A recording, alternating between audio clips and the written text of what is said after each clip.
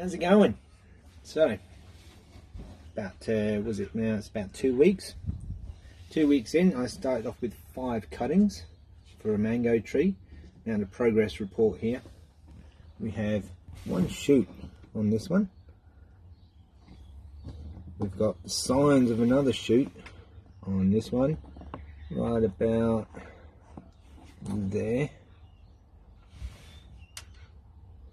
And we've got this one with 2 shoots hanging. There's one on there, you can just see, and there's one just in there.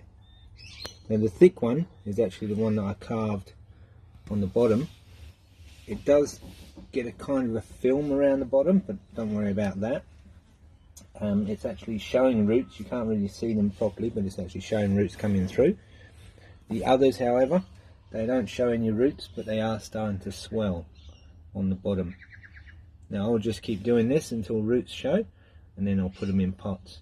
Hopefully in about a week's time these 3 will actually carry on going, grow their roots, and I'll show you how to put them in pots. And well, as you can see, I had 5 before. I have 3. Don't worry if a couple don't make it, but 3 out of 5, that's pretty good odds.